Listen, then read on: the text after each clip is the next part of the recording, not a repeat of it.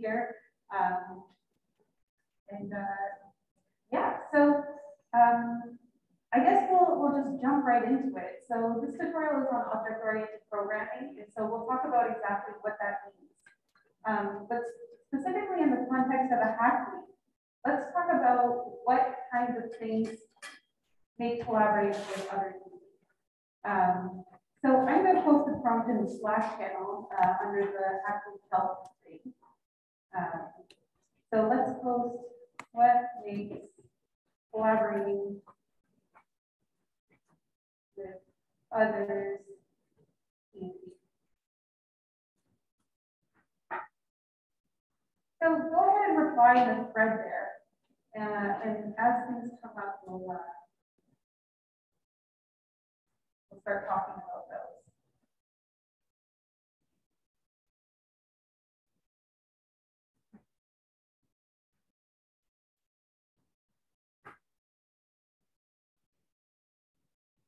Here are objectives, structure, communication. These are all great things. Let's start right here.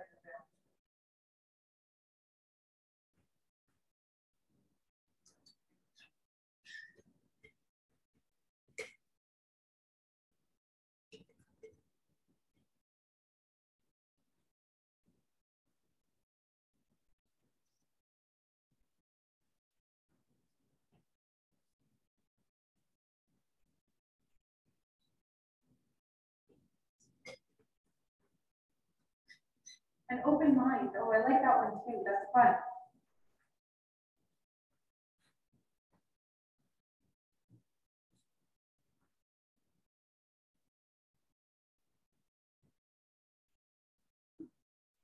Feeling comfortable with your collaborators, shareable work, asking lots of questions. So I'm going to summarize that as working with good people.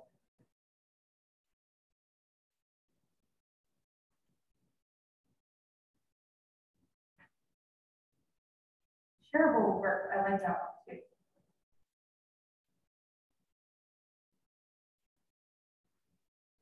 Common objectives.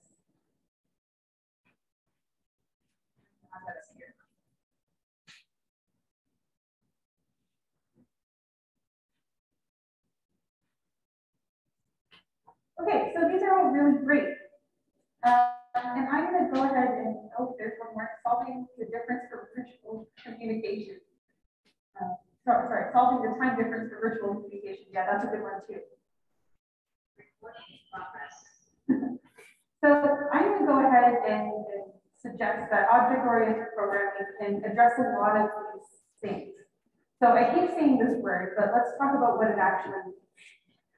So object-oriented programming, or OOP, modularizes code into chunks or objects, which is a data field that has unique attributes and behaviors.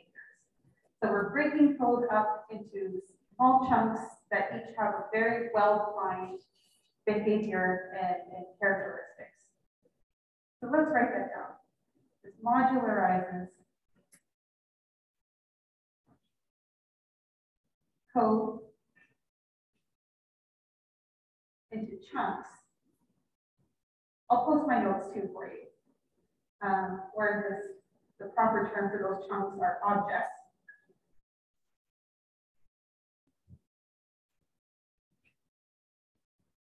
And that is a data field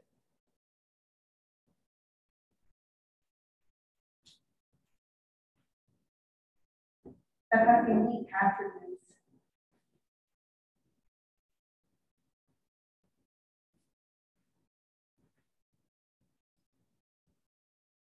and behaviors.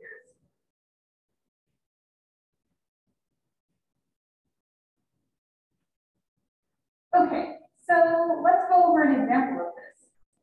Let's take humans. So let's kind of brainstorm some things that humans have and do. So,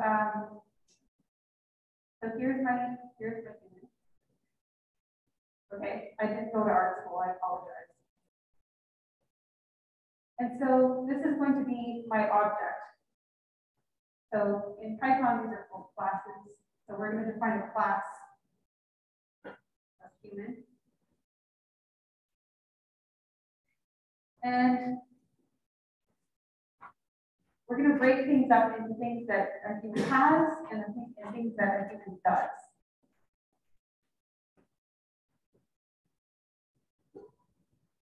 All right. So let's take like a very basic example. Humans are very multifaceted creatures, but for the sake of simplicity, let's keep things to the basics. So I'm going to say that every human has a name. We have some level of energy depending on how much sleep you get, how much coffee you drink, right?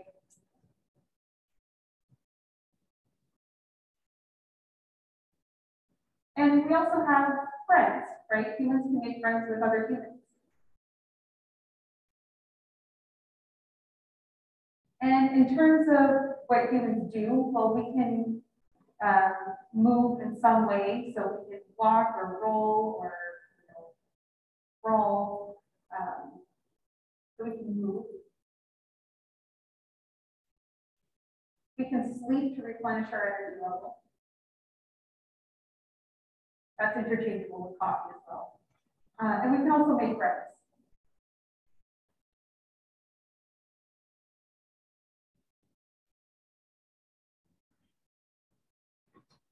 All right, so I've set up this like little picture over here, and we've brainstormed what our human object is going to look like. What does this look like in terms of Python code? So let's let me pull my laptop over here.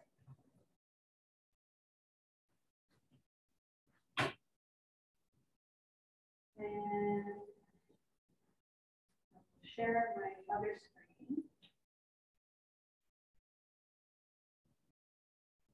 There we go. Okay, so we're going to turn my notes, what a human looks like, into Python code. So in Python, we're going to start with the keyword class. And this is our class human. Just like a syntax kind of thing. Best practice is to capitalize your class names, just so they're distinct from variables. All right. So when we start a Python class, we need to initialize what this object is going to look like. And we do that with def double underscore init. For initialize, we always have to pass in self, and we'll give our human name. Okay, so let's talk about what this syntax is. So anything in Python that starts with this, starts and ends with this double underscore is like a secret Python method, all right? So whenever I'm going to call this class human, Python is going to look for this initialization method. And so, yeah, so this is a Python keyword, effectively. And we need to refer back to ourselves when creating this. And I'll show you how this all works in just a minute. But whenever we're coding within a class, we need to pass in self as an argument. So we said that humans have a name, an energy level, and some number of friends, right? So I'm going to say that this instance of humans with self.name is going to be the name that was passed in by the user. And our energy, we'll just set that as a default to 10. And right off the bat, we don't have any friends. We have to make friends. So self.friends, that's just going to be an empty list for now. Okay. So when I want to create a new human in Python, I'm going to we'll see what that looks like. So I'm going to say that A is going to be a human. And we'll call this person Alice. We'll say B is another human. And maybe their name is Bruno. And C can be another human. And their name will be Chantal.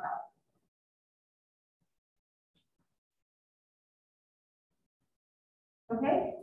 So as I type in human and give a name, Python is looking for this initialization function.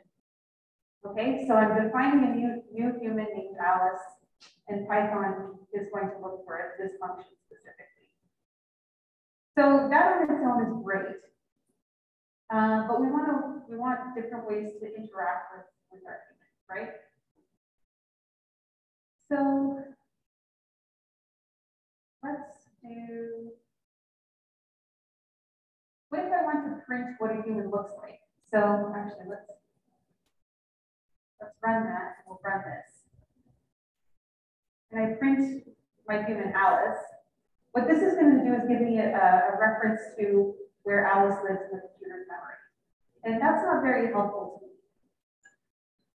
So what I want to do instead is I'm going to overwrite this print function. So I'm going to use that double underscore again, and this time str for string. So what print does is it secretly looks for this string function within Python, within your Python code. And so whatever we tell it to print over here is what's going to show up when we call print.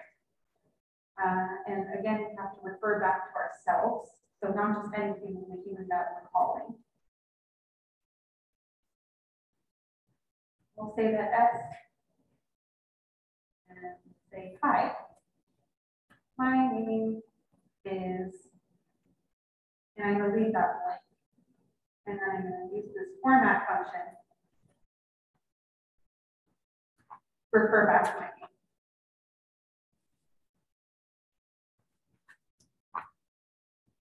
Okay, and then I return. So now when I print A, I have something a lot more meaningful. Okay, so I've created a new object human, and I've defined what a string representation of that human looks like. Okay, so I also said that humans can move. So everything that a human has goes in the initialization function, and everything that a human does is a new method. So they move. We're referring back to ourselves. And we'll give it some distance.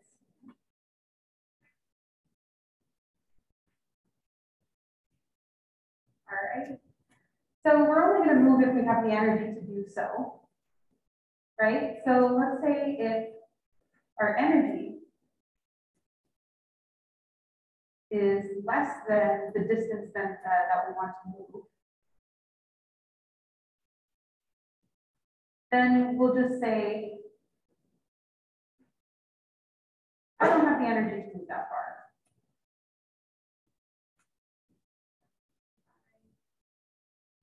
I don't have the energy to move that far.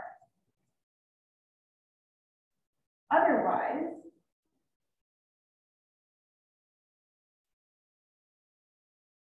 we'll just subtract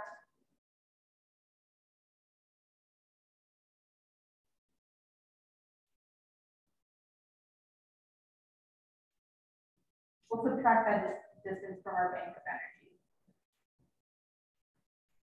Okay, so we've defined a way to spend that energy. Now let's replenish it in some way in sleep.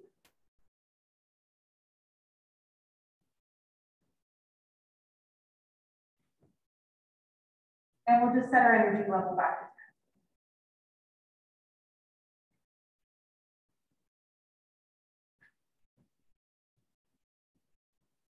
10. Okay. So what we can do is if we run this and run this and run this,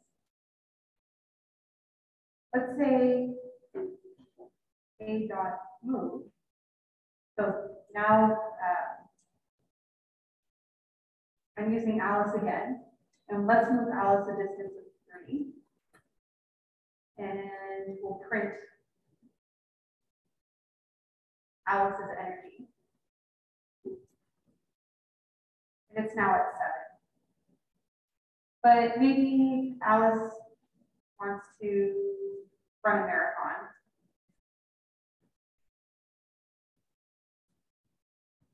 What's a marathon? 42 kilometers, I think. Sorry, I'm Canadian. I don't really know. I don't work in metric. All right. So we've subtracted 3 again from Alice's energy. Alice doesn't have the energy to move that far. And let's say Alice takes a nap.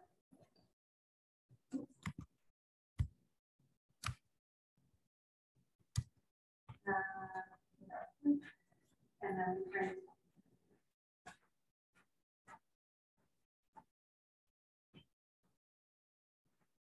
Okay. And our energy level is back at 10. Okay, that's great. Now I said humans can also make friends.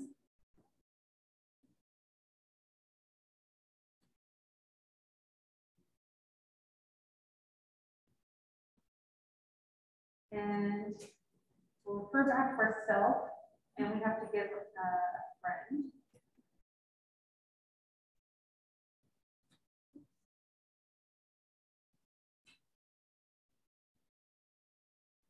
And so we'll just say that our friends list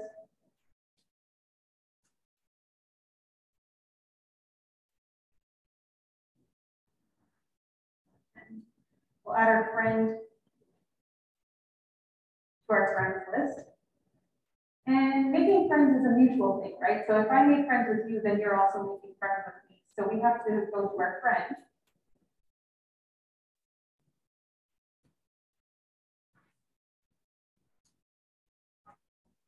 And to their friends list, we're also going to add ourselves.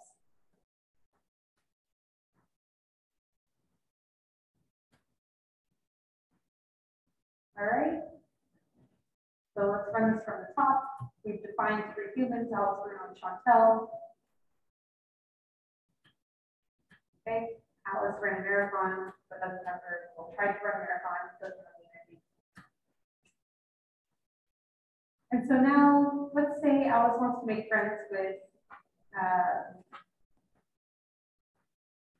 Bruno.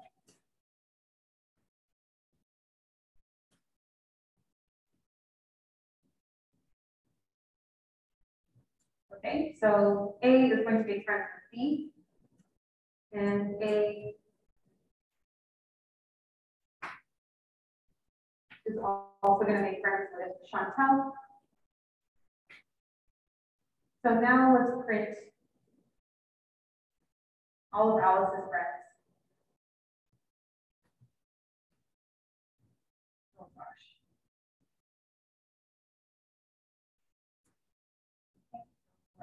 I and friends.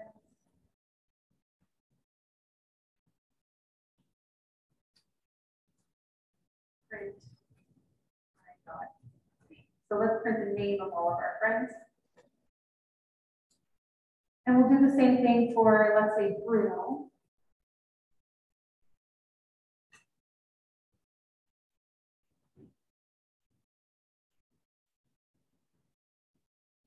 So that backslash n is just going to print a new line. So there's a space between Alice's friends and Bruno's friends. And we'll do the same thing over here, but this time with Bruno's friends. And so if we run that, Alice's friends are now Bruno and Chantel, and Bruno's friend is Alice. All right. So there are different kinds of humans too, so we can expand this example. And I'm actually going to go back to my tablet over here.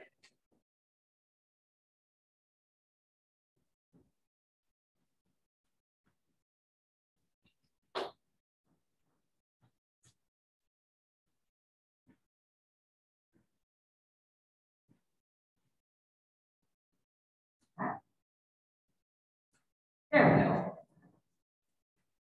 All right, yeah, So just as a recap, definer class human has, these are all things that go in that init function.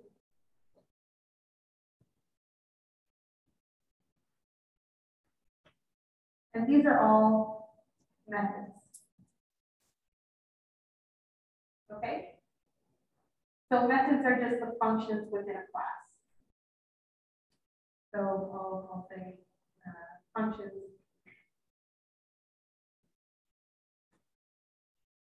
within the class. All right. So let's cover another example. There are different kinds of humans with different roles. And so I'm going to use the example of a bakery. So we have groups of bakers and customers, which are both humans, hopefully. Okay. And so in the Slack channel, let's brainstorm kinds of things that you can, that are in a bakery and that you can do in a bakery. Actually, before we do that, bear with me. No, let's go to the Slack channel.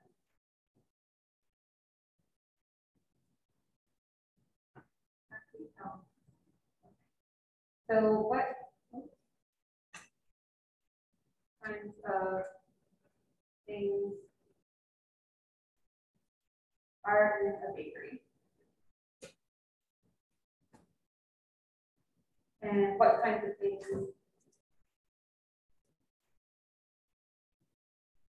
do people do in bakeries?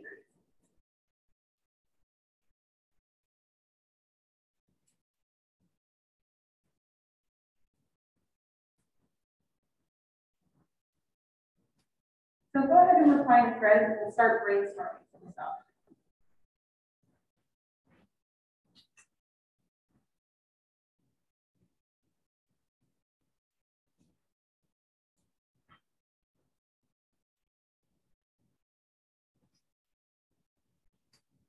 Ooh, we have butter and oven. Good starts. Cookies, I love cookies. Coffee.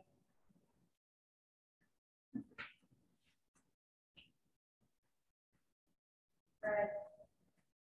Okay, these are lots of tasty treats. We have a baker, that's a good one.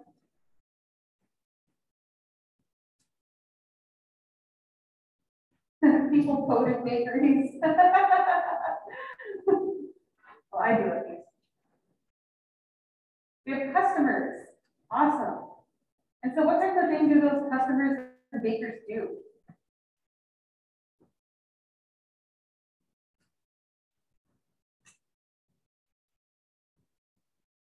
They buy bread so they can make purchases.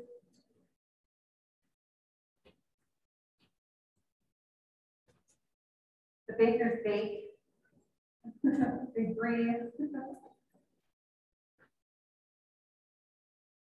Okay, so while all of these things are coming in, let's start by drawing a picture. So before I code, I always like to draw things out. I guess I'm visual that way. So here's my bakery.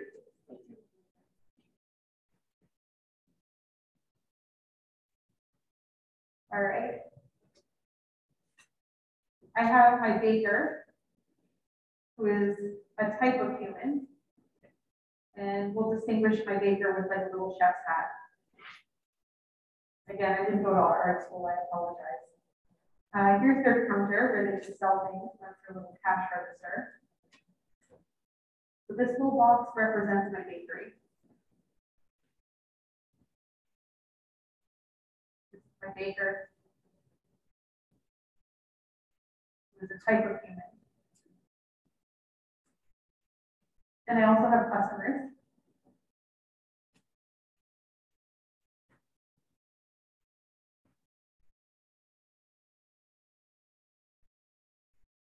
And my customers can buy baked goods. Let's just say that they're cookies.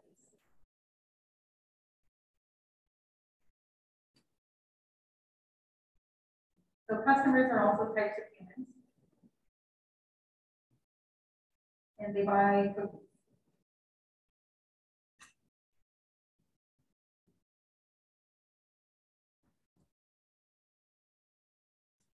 Okay, so this is a very simple bakery. There's a lot of great examples in here, but if you were to pull them all up, we'd be here until tomorrow. So this is the bakery that we're going to design. So we have a bunch of different things happening in this picture. So I'm going to go ahead and add a blank page. And so we need to start making a bunch of different objects. So everything that I've drawn in this picture represents a kind of object that we need to code up. So the first one is the bakery itself. And a bakery itself doesn't really do anything, but it has different attributes. So a bakery has, we said, has a baker,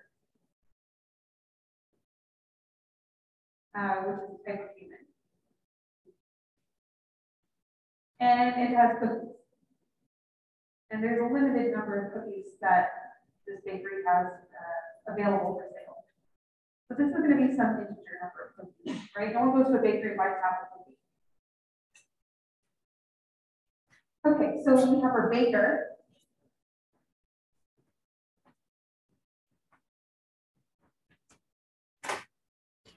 So our baker has some kind of commission, they make a profit.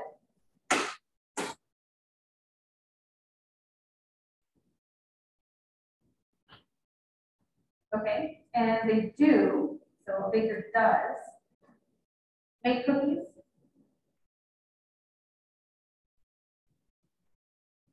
and sell cookies.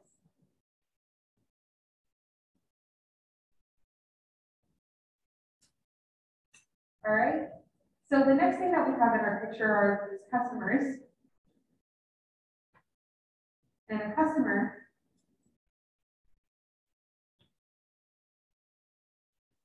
has some amount of money to buy cookies.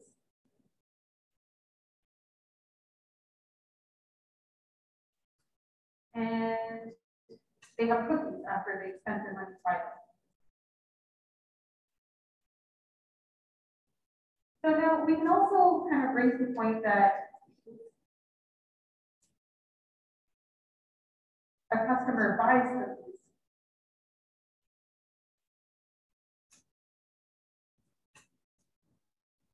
But I'm going to argue that this is the same action as a baker selling cookies. So when I code that, this will be a function that the baker does and not something that the customer does. Okay. So let's go ahead and go back to, so we've drawn our picture, we have a list of everything that things have and do. Now let's go back to our code and talk about what this looks like.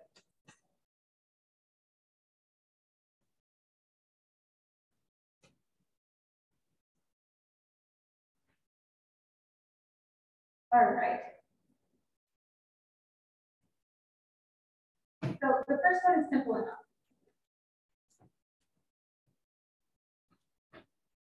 So let's define our class of bakery. Class bakery.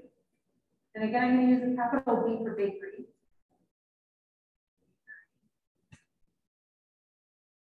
And I need to initialize what this looks like.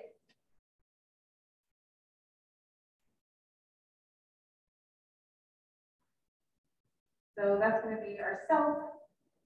We have some number of cookies. We have a cost. So each cookie has a cost.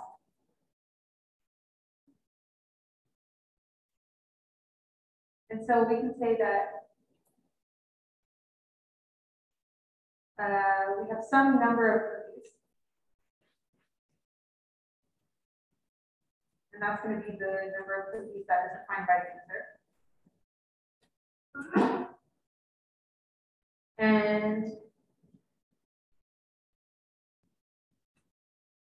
we're selling those at a cost specified by the user. Okay, so again, remember at the beginning when I just printed human before we defined that string function and it gave us a memory address? Yeah, that's not very helpful. So let's do the same thing again over here.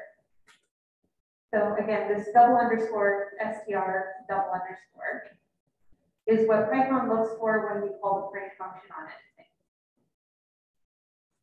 So this is how we override the print function.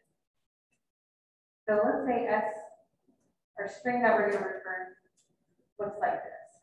This bakery has some number of cookies.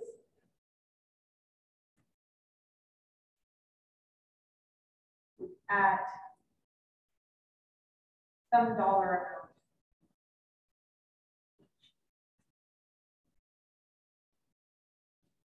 And I use this fun format function, which I love so much.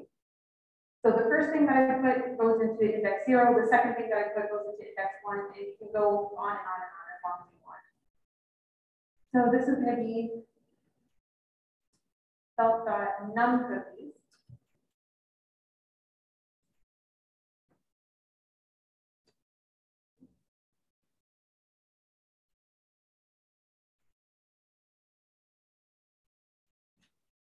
And self.cost, because we're referring back to this bakery.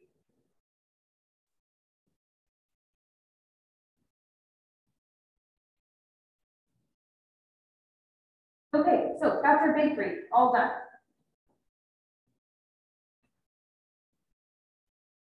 So run that, we're going to do cell here. All right, so now we have our class of baker. But we said that a baker is a type of human, right? So everything that a baker can do, any other human can do. Well, sorry, everything that any other human can do, a baker can do as well, right? So let's tell Python that a baker is a type of human.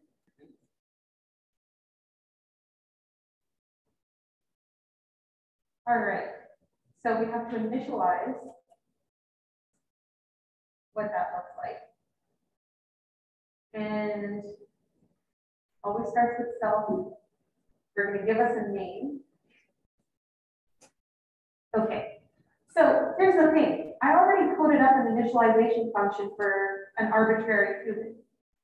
So I don't want to reinvent the wheel here. So I'm just going to say that super, so this is the superclass human.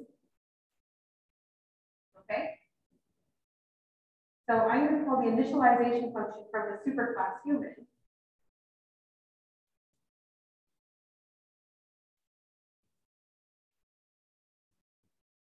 And pass in the name. So what this does is this goes to class human and it looks for the initialization function that we typed in, and it's going to do all of this for us. So even though I didn't specify that a baker has an energy level or any number of friends, that it does that automatically for us. Okay, so those still exist there. So we also said we have some number of sales.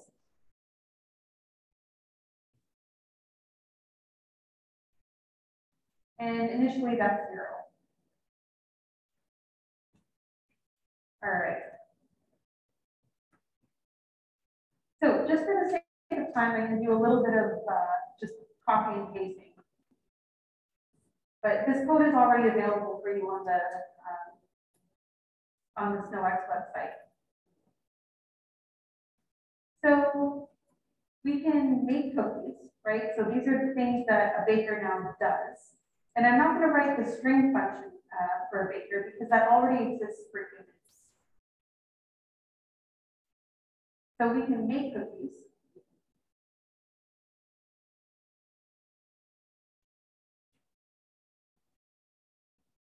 And we can sell cookies. So when we make cookies, I need to tell the bakery, right? So going back to this bakery object, I need to tell the bakery that I've increased the number of cookies that are for sale. So I'm going to increase the number of cookies available at the bakery by some amount and cookies.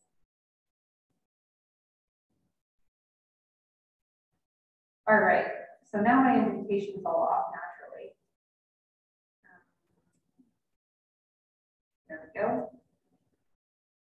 So now let's sell the cookies. In order to sell cookies, we need a customer, a baker, a bakery from which the cookies come.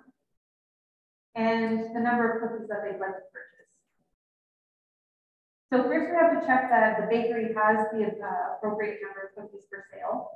So just if the number of cookies that the customer wants to buy is greater than which is available at the bakery, then we're going to say this bakery doesn't have that many cookies to sell. Then we're going to calculate the cost of all of those cookies. So we're going to say, we'll take the number of cookies and multiply by the cost per cookie, and that comes from the bakery that we're buying them from. And so if the customer doesn't have enough money, so if their amount of money, we need to define a customer too, so we'll have to do that. So if our customer doesn't have enough money, then we say the customer can't afford these cookies.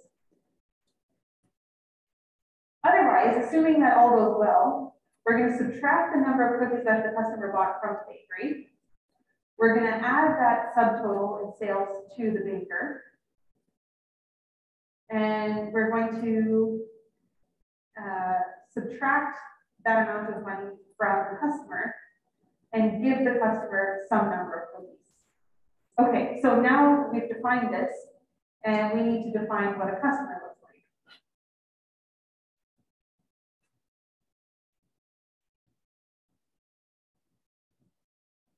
And a customer is also a type of human.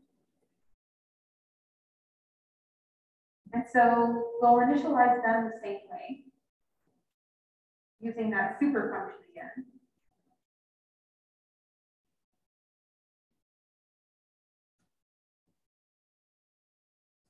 Right, so this is super dot init.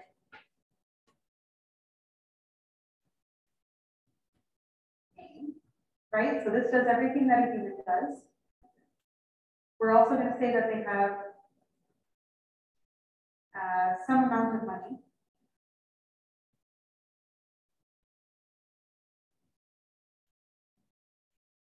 And let's get the user to specify how much money they have.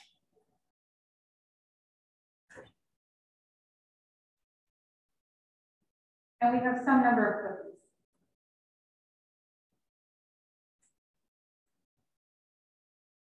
And right off the bat, we'll have 0 cookies. So now for a customer, right, it's important to know not only, their name, but how many cookies they have. So I'm going to define a new string function.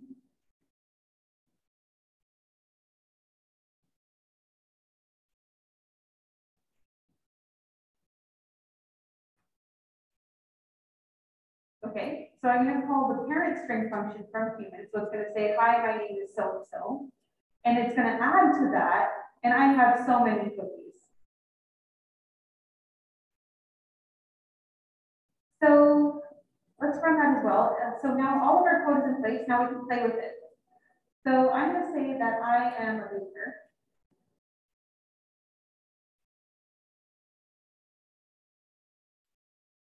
Okay. And so when I print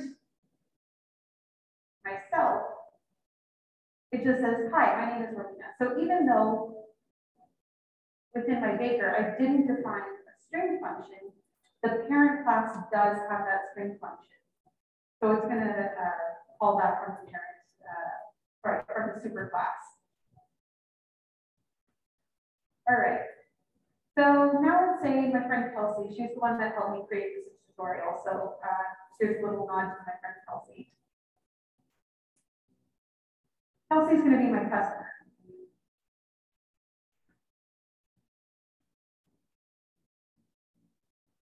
And let's say Kelsey has $10 to spend on cookies.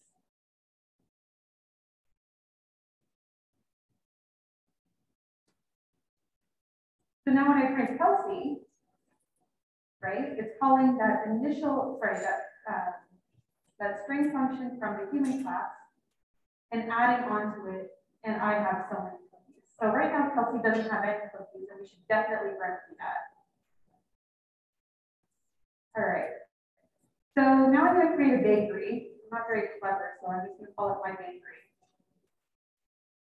That's going to be a bakery.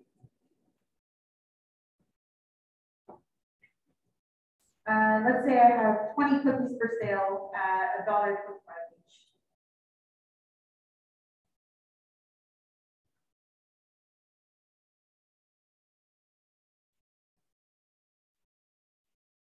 Okay, so when I print that, it's again looking for the string function. This bakery has 20 cookies at $1.25 each. So now I'm going to sell some of my delicious cookies to Kelsey.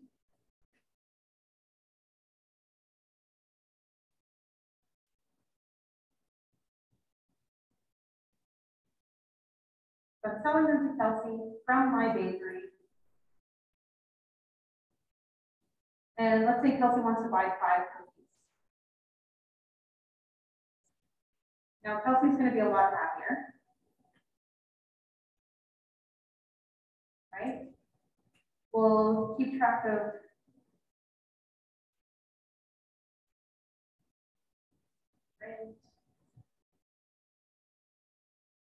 We'll keep track of how much money Kelsey has. Let's print my bakery.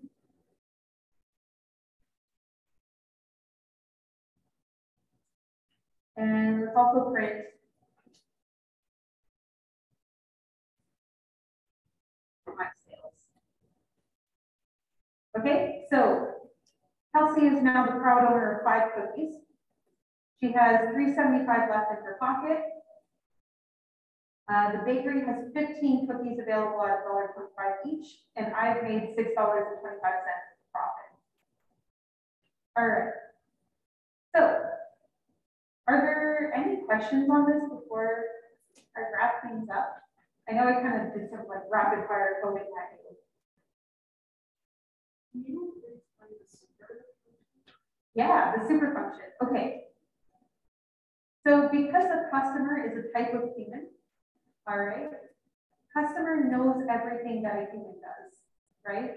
And so if so human is the super class to customer. So you can think of this like every square is a rectangle kind of thing. So every customer is a human. So by calling the super class, I'm going back to the human class that I defined and calling whatever function follows that. Does that answer your question? Yes, so because customer refers back to when you call super, there's a draft. You got it. Yeah, that's exactly it. Okay, so I think I've got, what, like 7 minutes left. So I'm not gonna bore you with more code, but I did leave a little activity. Share.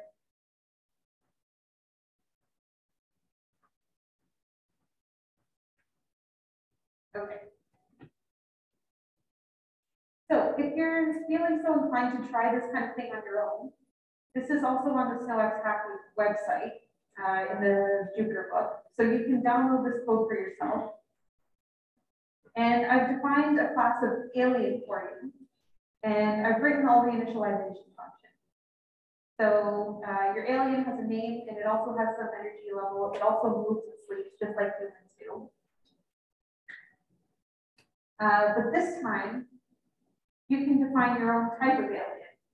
So it's going to extend from that alien parent class. So give this a fun name, right? Maybe it's like a Martian or a sea creature. And so we're going to initialize that with a super class. And then you're going to define 2 or more attributes that your alien has. You can overwrite the print function to talk about how you want to present your alien to the user. And then think of 2 more actions that your alien might do. So again, this is entirely up to you, but it's a little practice page, and there's prompts here for you to interact with the thing that you created. So that's all I've got for you today. I hope that was helpful, and I'm more than happy to answer any questions.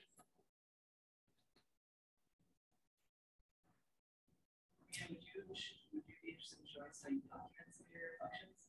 Yeah, absolutely. So documentation is also a really important thing. So I'm going to go back to my other.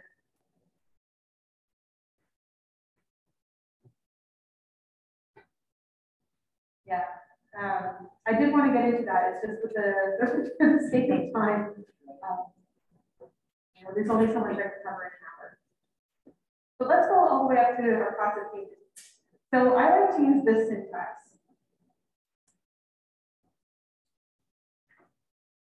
So this is, so I start with 3 quotation marks. This goes right at the top. So this will initialize a human with name and energy level. And then I like to use this syntax. So the parameter that I'm passing in name is the name tab. I mean, this is fairly intuitive because so let's say human.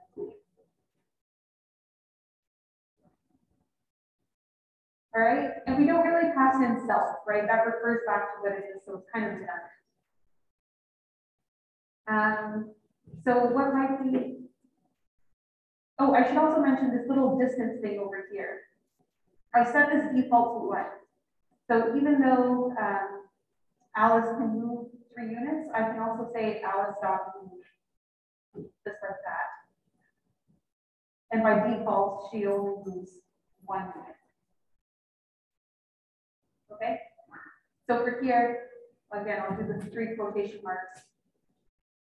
This will cause the human to move some distance and subtract from the energy level.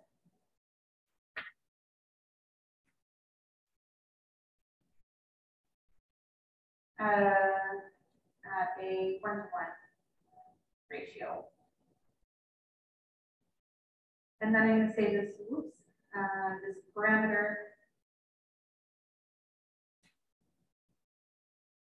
distance is the distance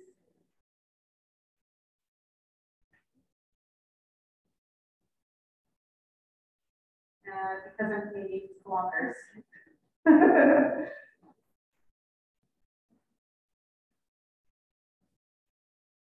The human will.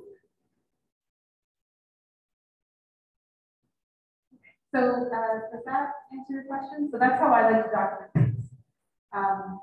There's a million different like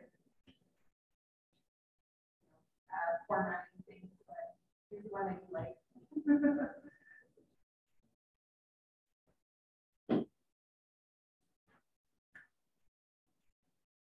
Yeah, so I guess just to wrap things up, you know, we've said that this is a tutorial on object-oriented coding and it helps facilitate group work, right?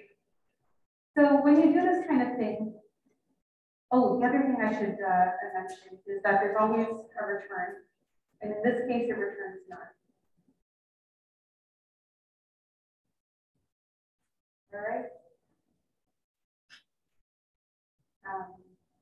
So what you can do by well documenting your code, so I can, if I wanted to create this whole bakery example, I can say, well, okay, I'm going to create this class of human with all of these attributes. And you can rely on me doing this and human having all of these attributes.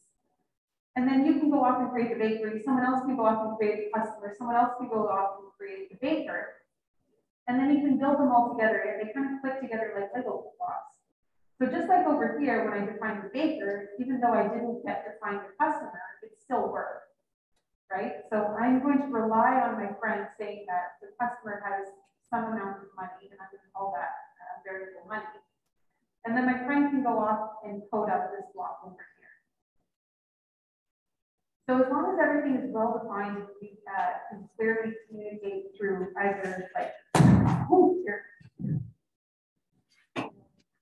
The chicken scratch pictures that I've drawn. You know, that's usually a really useful tool. So I like to start by drawing pictures. Everyone has the same picture. We all agree on what the different variable names are going to be, and then you can go off and code different chunks and then stick them all together again. So that's why I really enjoy object-oriented programming. And hopefully this is helpful to all of you.